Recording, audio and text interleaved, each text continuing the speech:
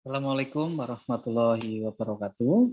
Hari ini kita akan melanjutkan untuk perkuliahan SJPH, Sistem Jaminan Produk Halal. Kemarin Anda sudah harusnya bisa mengisi lampiran 5, 6, 7, dan 8 terkait analisis kehalalan untuk yang menyangkut bahan-bahan atau raw material. Nah, di mana pada kesempatan ini kita akan mempelajari untuk yang poin C, yaitu proses produk halal. Proses produk halal ini Anda bisa baca di sini. Pada prinsipnya nanti di sana Anda diminta untuk mengisi persyaratan-persyaratan terkait bagaimana memproses produk halal.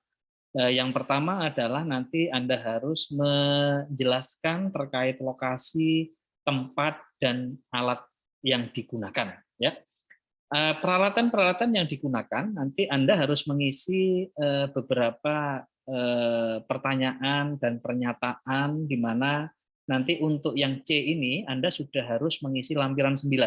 Jadi lampiran 9 Anda langsung harus isi dengan yang kemarin tetap seperti ini. Untuk yang warna merah ini Anda tinggal isikan aja dengan CV atau lokasi yang Anda ikuti ya, yang kemarin untuk diambil datanya. Nah, setelah itu nanti ada surat pernyataan bebas babi, ini yang tercantum nanti ada di lampiran 9. Nanti akan kita lihat. Selain itu nanti Anda juga diminta untuk menjelaskan atau menggambarkan terkait layout atau denah ruang produksi nanti seperti yang di lampiran 10. Kemudian ini hanya tinggal mengisi saja. Nah, ini kata-katanya sudah tidak perlu dibuat ini. Anda hanya nanti mengisi lampiran 9 dan lampiran 10 saja. Selain itu nanti juga ada beberapa di sini misalnya peralatan dan perangkat PPH ini untuk processing produk halal. Ini nanti di sini diisi nama perusahaannya.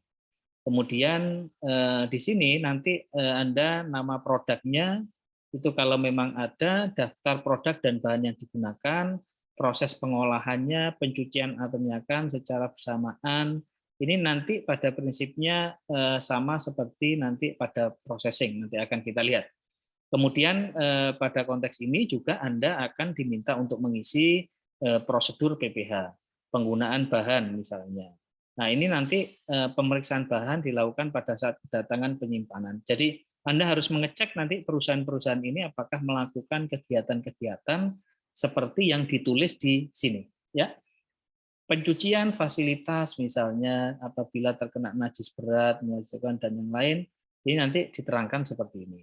Dan nanti harus ada penyimpanan dan memelihara bukti pelaksanaannya. Jadi harus ada dokumentasi jika ada beberapa nanti yang dilakukan. Jadi nanti Anda juga harus mendokumentasikan beberapa yang ini kita buktinya ini paling mudah adalah nanti foto saja ya. Foto-foto ini nanti Anda harus lampirkan pada prosedur PPH. Kalau yang penggunaan fasilitas ini juga berarti Anda baca di sini kalau lihat misalnya pencucian berasal dari bahan halal, kalau tidak ada disebutkan tidak ada. Kemudian pemeriksaan kedatangan barang ini juga dilakukan nanti kalau barang datang maka Anda harus lihat di sana didokumentasikan barang datangnya itu nanti ditangani dengan seperti apa dan yang lain. Kemudian nanti Anda juga harus mengisi lampiran 11 tentang catatan penyimpanan bahan dan produk. Nah, produk-produknya ini ditaruh di mana, kemudian dengan kondisi yang seperti apa, itu juga harus ada keterangannya. Kemudian proses produksi juga ada diagram alir proses produksi. Jadi produksinya dimulai dengan misalnya seperti membuat membuat roti misalnya dimulai dengan mencampur bahan-bahannya apa dan yang itu nanti Anda harus membuatkan diagram alir proses produksinya. Kemudian mencantumkan nanti ada catatan-catatan rutin di lampiran 13 ya. Di lampiran-lampiran ini nanti yang harus Anda isi. Untuk kali ini kita hanya akan membicarakan sampai di lampiran 13 saja. Jadi setelah kuliah hari ini kita akan melihat Anda mengisi lampiran 9, lampiran 10, lampiran 11, 12, dan 13. Ya. Untuk transportasi dan yang lain kita bicarakan untuk bahan minggu depan. Nah, mari kita lihat untuk lampiran yang ke-9, ya. Ini nanti lampiran ke-9 itu surat pernyataan bebas babinya seperti ini, yang bertanda tangan di bawah ini pemilik perusahaannya, kemudian menyatakan bahwa perusahaan kami tidak menggunakan bahan fasilitas ataupun yang ini. Kemudian ada harus dibumbui dengan materai 10.000. Kemudian layout Anda harus menggambarkan ini utara, jangan lupa utara itu selalu di atas, jadi seringkali ada yang membuat ngawur saja, ini tidak boleh ya. Kalau di peta itu tetap kesepakatan utara adalah yang di atas. Sehingga nanti Anda harus mengisikan di sini utara, kemudian nanti denah proses untuk gambar produksinya, lokasinya, processing ya, bukan lokasi peta loh ya ini, tapi lokasi bagaimana produk itu dibuat. Penerimaan bahannya di mana, processingnya di mana, pencucian di mana, toilet di mana. Jadi nanti itu harus tercatat semuanya. Kemudian lampiran 11 itu catatan penyimpanan barang. Jadi misalnya ini NaCl atau garam. Apa ini nama bahannya garam, nama produknya garamnya apa? Cap nyonya misalnya, merek, nama nama bahan ini nanti Anda ini raw material kemarin ya. Mohon maaf ini nama bahan ini adalah bahan baku, bahan penolong, bahan tambahan gitu ya.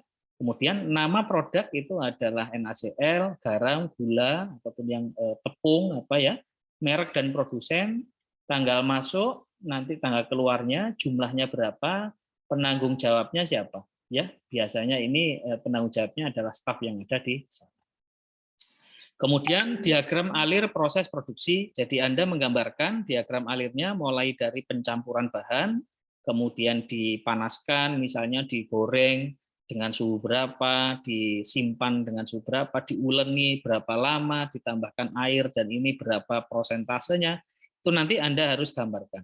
Di lampiran-lampiran ini sepertinya hanya satu halaman ya, tapi Anda diperbolehkan untuk menambah halaman, menambah 2, menambah 3 itu diperbolehkan. Karena ini hanya contoh saja nanti sebagai proses bagaimana processing itu dilakukan.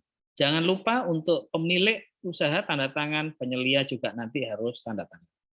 Kemudian yang terakhir adalah catatan hasil produksi, di mana nanti untuk catatan hasil produksi ini, hari ini misalnya, tanggal ini nama produksinya berapa, jumlahnya, kuantitasnya berapa kilogram ya, kemudian keterangan kode produksi atau expired date-nya kapan, begitu ya.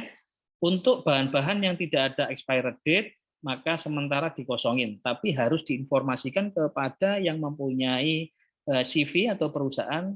Kode produksi atau expired date itu sebenarnya wajib, karena produk nanti kalau tidak ada expired date-nya, nanti akan menyulitkan proses evaluasi dan nanti akan sulit untuk mendapatkan sertifikasi-sertifikasi yang baik. Nah, catatan hasil produksi ini nanti berapa lama gitu ya? Ini paling tidak minimal itu Anda mulai ya hari ini minimal selama ada catatan 7 kali ya. Kalau dia harian produksi, maka tentu saja 7 kali ini sangat mudah, berarti hanya seminggu Anda sudah dapat 7 ya. Saya ingatkan catatan hasil produksi minimal 7 kali produksi ya. Kalau dia produksinya harian, maka setiap produksi pasti akan menghasilkan catatan volume, kemudian nama-nama ini dan juga keterangan expired date. Baik, ini seharusnya kalau 1 bulan ya 1 bulan sebenarnya. Tapi untuk ini kita hanya latihan saja. Nanti selanjutnya bisa kita tambahkan ke beberapa hari nanti sampai 1 bulan. Pada prinsipnya nanti sampai hari ini kita akan sampai di lampiran 13 saja untuk pengisiannya. Kemudian kalau catatan produksi dan yang lain ini nanti besok kita bahas lagi. Dan untuk besok sepertinya nanti akan kita bahas, sepertinya akan asinkron karena saya ada beberapa kegiatan di luar di jam yang sama, sehingga sepertinya tidak memungkinkan. Jadi besok nanti akan saya upload lagi atau Sabtu untuk video perkuliahan mengisi lampiran selanjutnya supaya nanti Anda selesai perkuliahan ini mempunyai kemampuan untuk mengisi manual SJPH secara utuh. Saya akhiri, sekian, Assalamualaikum warahmatullahi wabarakatuh.